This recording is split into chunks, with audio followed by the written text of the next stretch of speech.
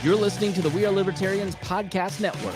Find all of our shows at wearelibertarians.com. Welcome to the program. It's been a long time since we talked about Trump, but we have to. He's back in the news. So one of the things we do here is cover current events and tell you what's happening. So we're going to do that on the other side of this, where I tell you about Patreon. Our Wall Plus membership is how you can support the show and the entire We Are Libertarians podcast network. You can learn about all of the great benefits of subscribing at joinwallplus.com. We want to especially thank our $100 a month members, John Pusilo, Vincent Peichel, Lars Nordskog, Jake Edel, Matthew Durbin, Rhinehold, Christy Avery, and Jason Doolittle. Thank you to all of our Wall Plus members. We really do appreciate it. We also want to introduce you to our main sponsor for this episode, Iconic Insurance. We have Matt has been a longtime listener of the show. I've gotten to know him, helped him set up his podcast, What in the Health Insurance. And, you know, he wanted to support the network, and open enrollment is coming up, and people are looking for new alternatives. So he sat down with my wife and I, he actually helped us save $250 a month on health insurance. And it's not like crazy schemes. It's legit health insurance. Sometimes it's CareSource and the Open Exchange. He just sits down and goes through what's right for you and your family. He's a great guy. So check out iconic-insurance.com/libertarians.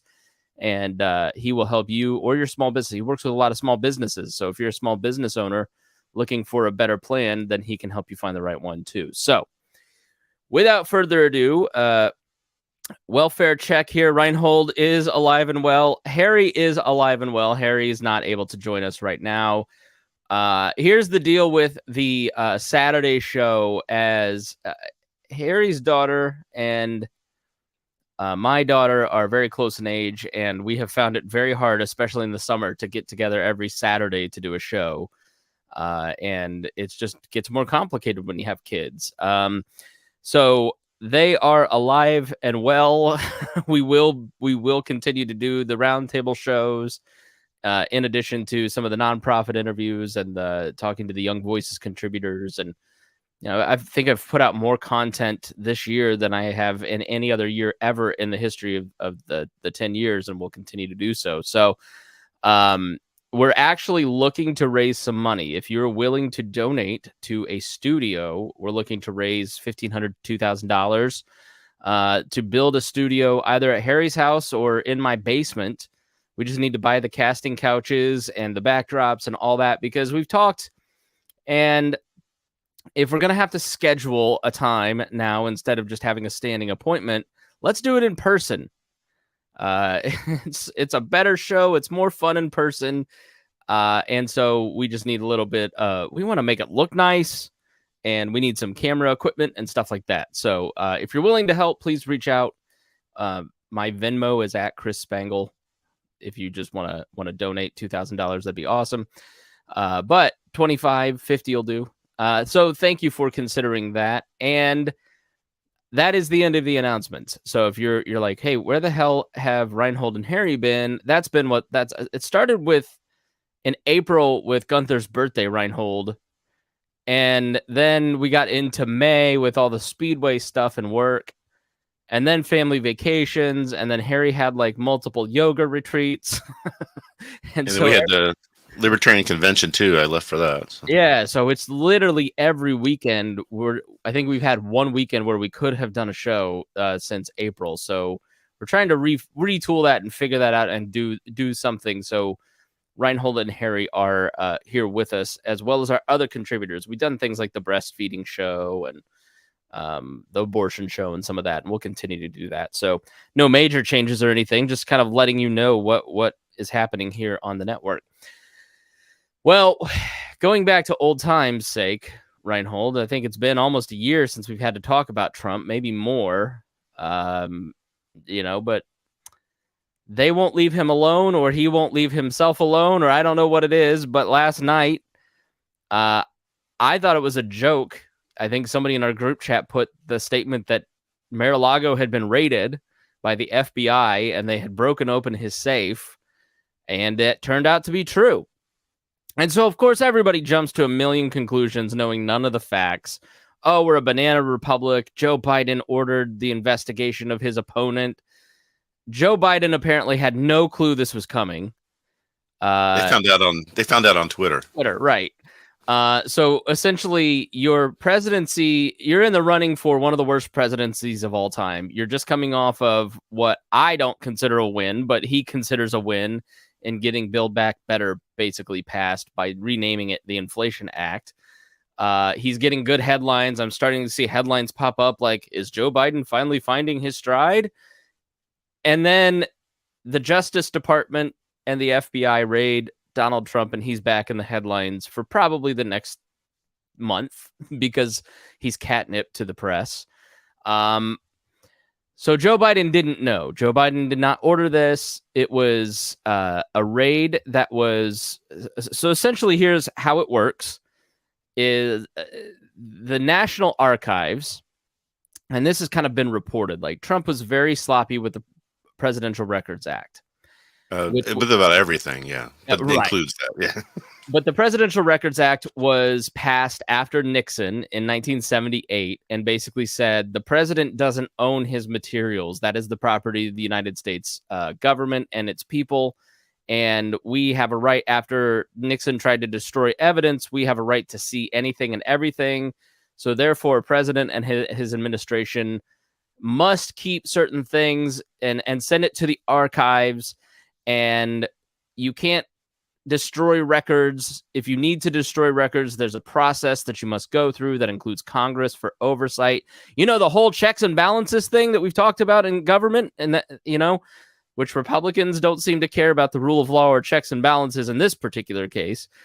So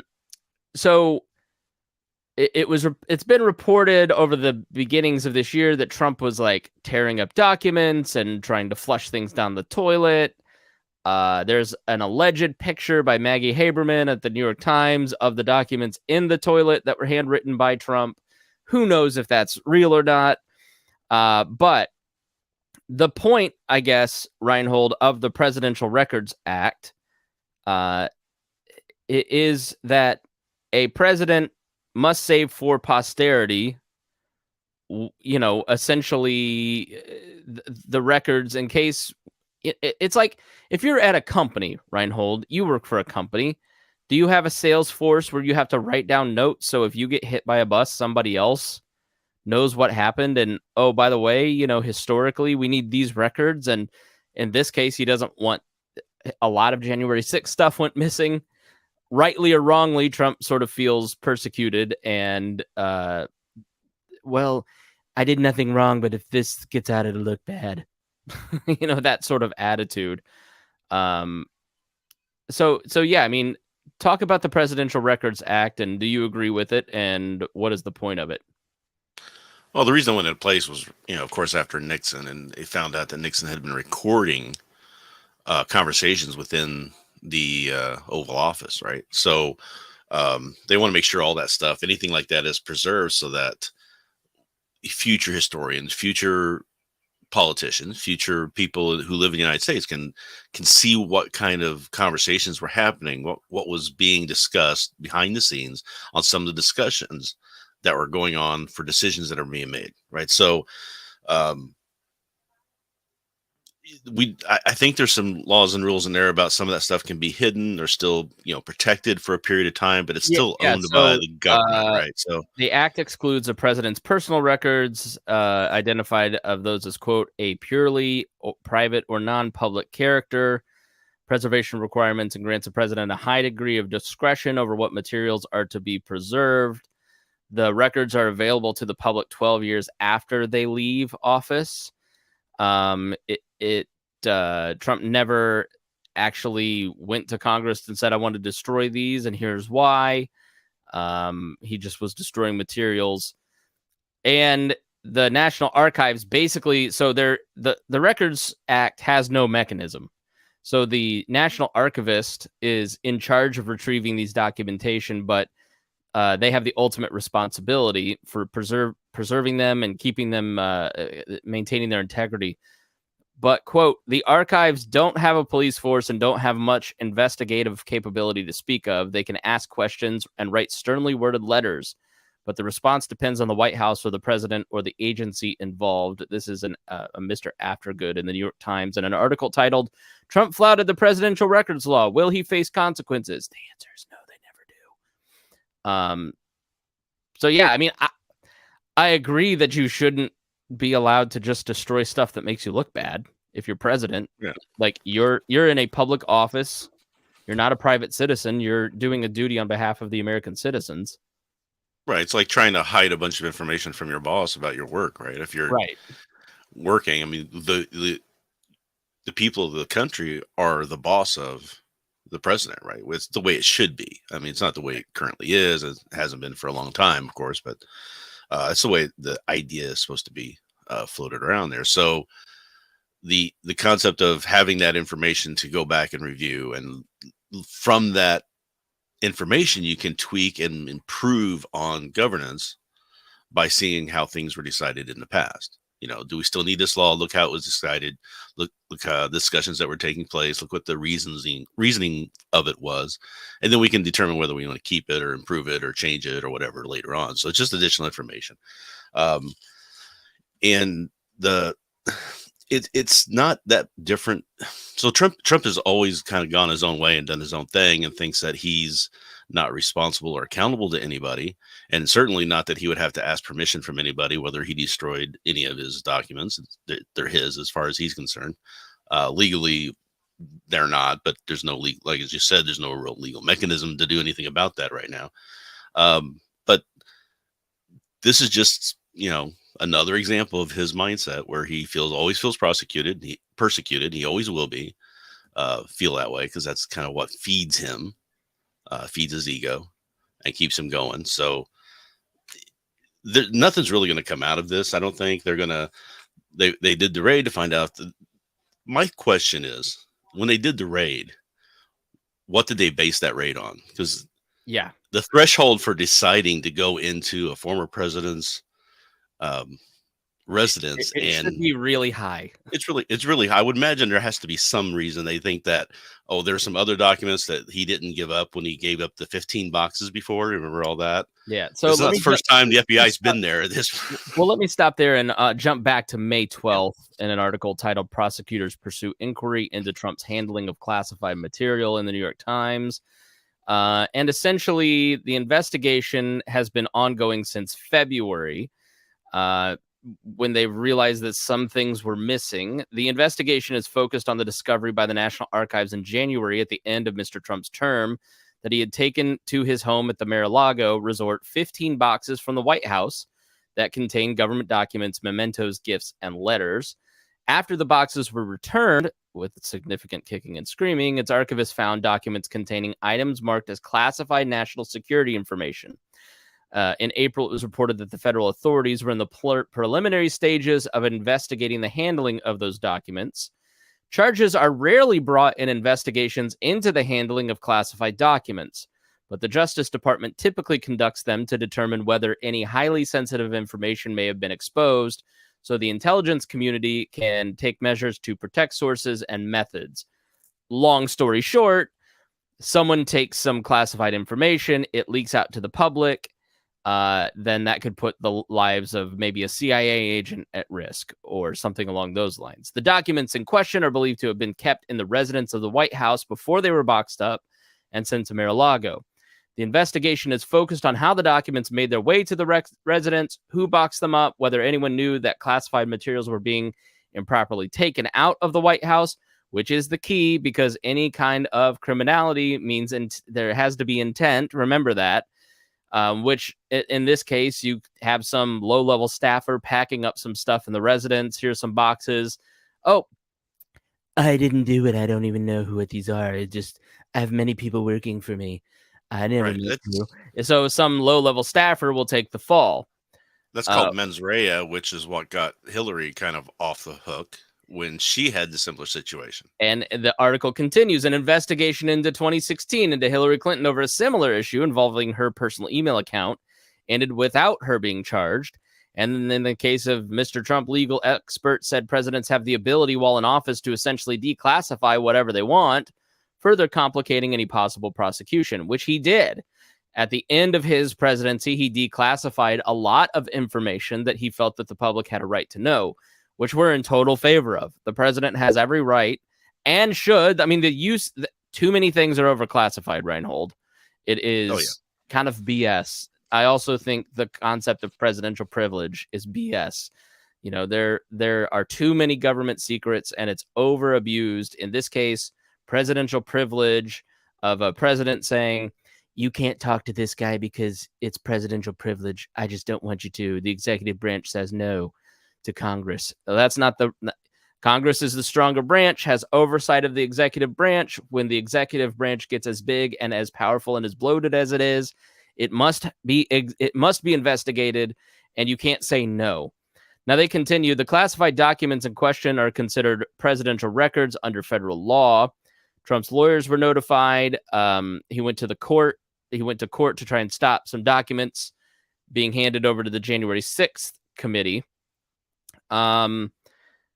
So for prosecutors to prove a felony in the mishandling of classified materials, the authorities would likely need evidence showing that the person in question knowingly and intentionally broke the law.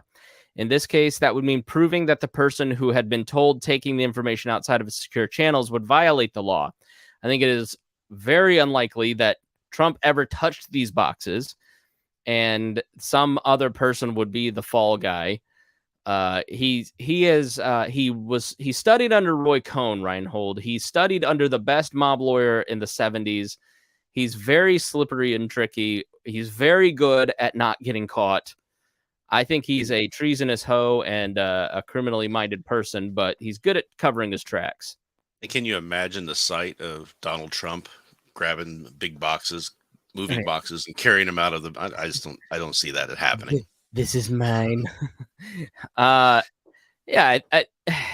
So how did his home get raided? Because it's a significant event, as you said, when a president's residence. So you had this back in the early part of this year that was developing around the Records Act. Well, some prosecutor or someone in the Justice Department and the FBI working in tandem would have gone to a federal judge and should have shown significant probable cause that there were more records there that needed to be retrieved or things that he was hiding. So the criminality, first and foremost, under the Presidential Records Act, let's be clear. The 15 boxes and accidentally having some stuff at your house and accidentally having some, he's not going to jail for that. He's not going to be charged with that. Like this isn't OJ where the big crime was January 6th, but then they caught him breaking into his own house to steal his stuff. And so that's how they're going to send him to jail. That's not going to happen with the Presidential Records Act. But if Donald Trump is concealing information from the January 6th commission, that could be obstruction of justice. And he has shown an impulse to commit obstruction of justice pretty aggressively, much more than Bill Clinton has. And gotten away with it. Yeah. And gotten away with it repeatedly, yeah. So that's where it could turn into something that could be criminally problematic. But let's be honest. Sandy Berger obviously is the most relatable here. Sandy Berger was the former national security advisor under Clinton, snuck into the National Archives, tucked some documents into his socks, I believe, or his pants, left, got caught, and got sentenced, I think, with a misdemeanor. But nothing really happened with Nixon. Nothing really happened, in terms of people going to jail. Let's rephrase 2008, nobody goes to jail. Hillary Clinton did not go to jail. Donald Trump will never see jail or be convicted of anything. And that's the problem, Rhinehold. We need to start putting more people in jail. And it's time to treat these politicians like the town judge. Did you have the town judge in your town like we had in Plainfield, that if a 14-year-old kid showed up with a pot conviction, then he just really would put the ringer to him to make an example of him? Well, that's what we need to start doing. We need to start treating him like, man, what was that judge's name? But you didn't want to go in front of that judge if you were 17 years old because he was going to let you have it.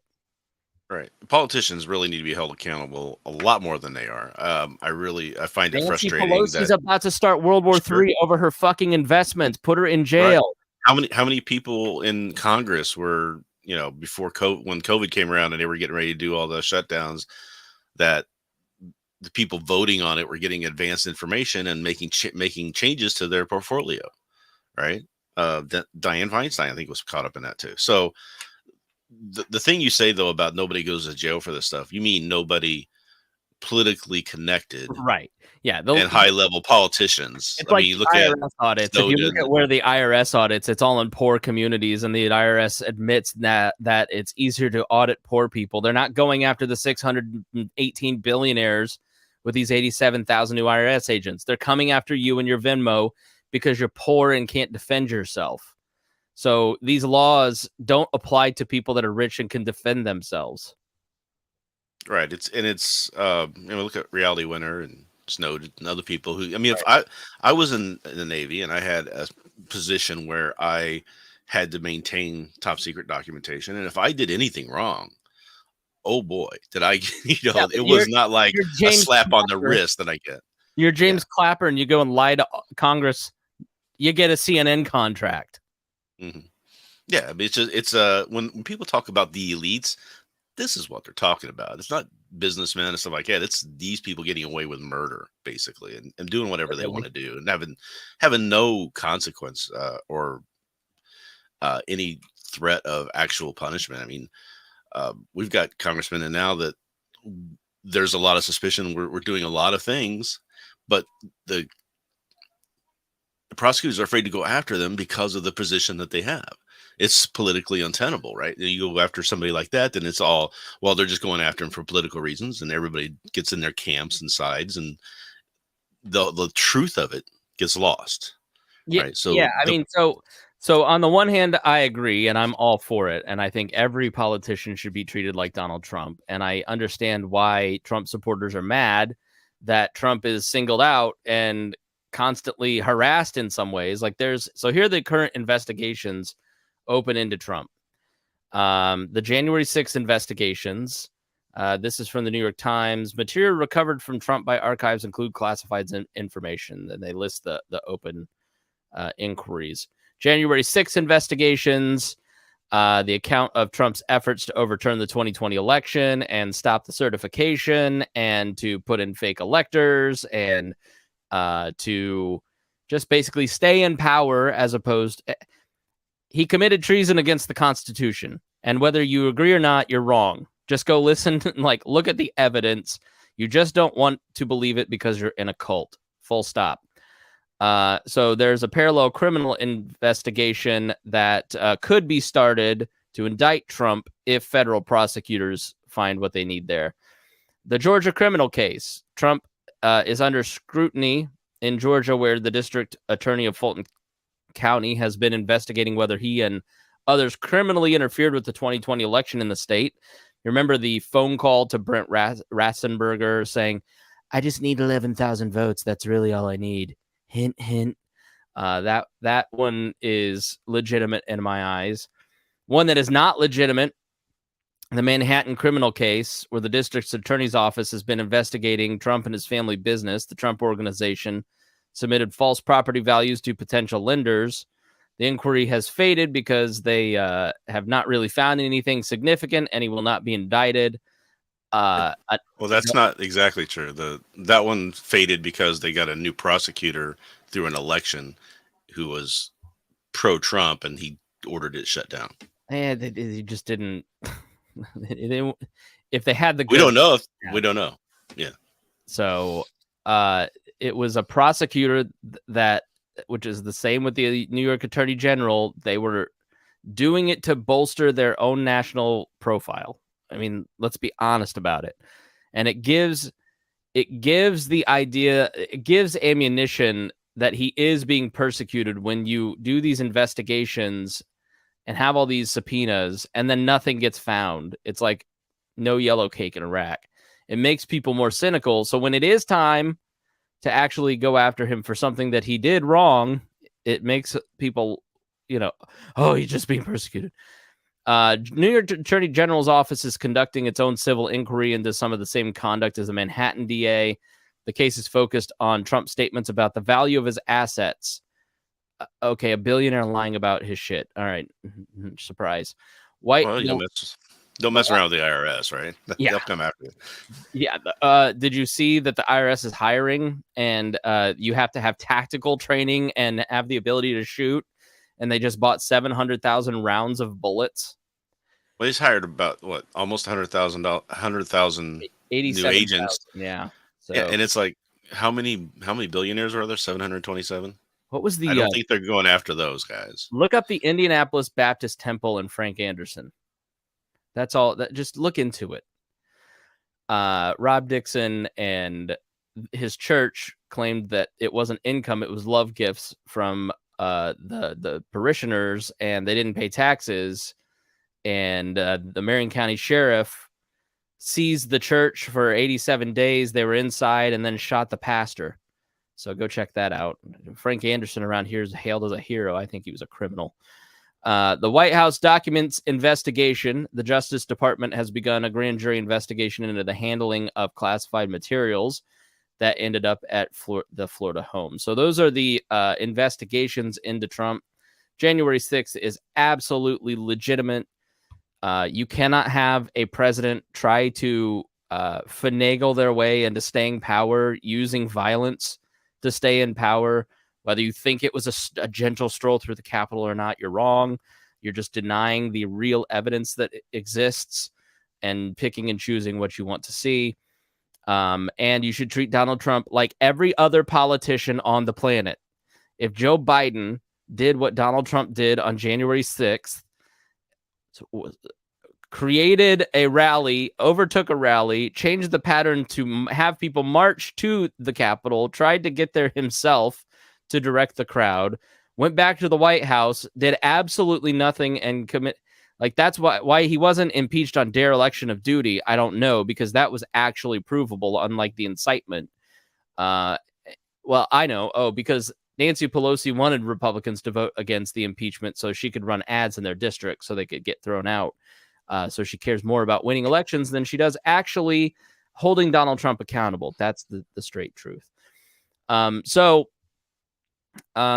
Yeah, I mean, there had to be, if there's not significant evidence, Rhinehold, and significant probable cause, there's going to be hell to pay. A lot of people are like, who appointed Chris Wray? Why is the FBI after him? Well, Donald Trump appointed Chris Wray, the head of the FBI. One state rep candidate tweeted that Indiana needs to bar the federal government from acting within the state and the FBI. Well, hey, numbnuts. There was a state senator and a bunch of casino owners in the state that were trying to kill the vape industry here so they could buy those vape shops, get them licensed as weed dealers. They were controlling the tempo and pace of marijuana legalization in the state until they could achieve that goal. So they would then have the monopoly on selling legal weed in the state of Indiana. And it was the FBI that arrested those people and are putting them on trial. Sounds legitimate to me. So you just have to, if you don't read Twitter and read other stuff, sometimes, Rhinehold, there is value in what the FBI does, and then there's not value in what it does. Right. And it is out of control, but also does legitimate things. And it's like every other organization on the planet. We don't know if it's legitimate or not. We haven't seen what the written statement was. And we don't know yet exactly was it legitimate to go in and break open a safe yet. I mean, I got a feeling. I got to have a feeling that there's something there, but again, we still don't know, and it's hard to. I don't understand. All these guys are not like Merrick Garland and Ray. They all put their name on it, or at least approved it. They're going to face a Republican House that will investigate them either way. So you better have your shit tight before you go in there and do it. Right. So I gotta have that feeling, but then again, we don't know. So people just popping off and when they have their hot takes and when they get their name out there with clickbait headlines to try to make a name for themselves, so they can sell ads so they can get a larger audience, and nobody's interested in the truth of it and what's really going on and letting it develop and seeing what happens. It's just a different world right now than it was before. And this is not a banana republic, by the way. A banana No. republic wouldn't have the mechanism to notice something was missing, initiate a search using due process. Lawyers, judges, all no one involved was in it. Killed in the raid, and ultimately they're trying to hold the highest elected official in the last few years, other than like a president of the United States, accountable to the law. Like, this is what every libertarian should want. You should want the rule of law to be followed and acted, and no president should be above the law. And all you see is libertarians saying this is banana republic, when really they're just saying, I don't know what a banana republic is. I think I might be ill-informed, but I think I'm informed, so I'm just going to display how little I know. Yeah. It's just people wanting to serve their cult of personality, right? I don't like these people, so anybody who's against those people are my people, and they're just going to support them no matter what against the other people. So got a lot of libertarians who just anti-left. So just because they're anti-left, they're willing to give Trump all kinds of reign to do whatever he wants to do. And the fact that you've got people who are shouting, lock her up for Hillary, for the exact same thing that's going on right now, and they're trying to say it's different. You can see it just right there. It's the visual evidence is so obvious. The only logical position is that Hillary Clinton and Donald Trump should be investigated, and if there is enough evidence, they should be charged and stand trial, and then they should be locked up. Mm-hmm. Equally. The law should apply to both. This is the same thing I was saying back then. I was saying, let's see what the information is. Let's see what rules were violated. Mens rea wasn't, there wasn't enough there to establish mens rea, so they eventually didn't charge. But they were looking at the possibility of doing so. They were looking at the evidence to try to figure that out. And they're going to do the same thing with Trump. They're going to come to the conclusion probably that there's no basis there, that he, willingly was violating this in order to take the information and give it to the Russians or some whatever conspiracy there is going on. And it's going to be more just him just not being aware of what the laws are, which, for us, if we say we're ignorant of the law, that doesn't really help us much. We go to a judge and say that, we're going to get laughed at. But for the political elite, they're going to get away with that, right? So, I don't see anything happening. Donald Trump is one. Donald Trump is a political elite.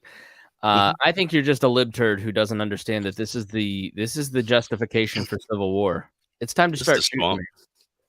Yeah, this is the swamp. This is the cultural Marxism's taking over. And all right, I don't know. Final thought.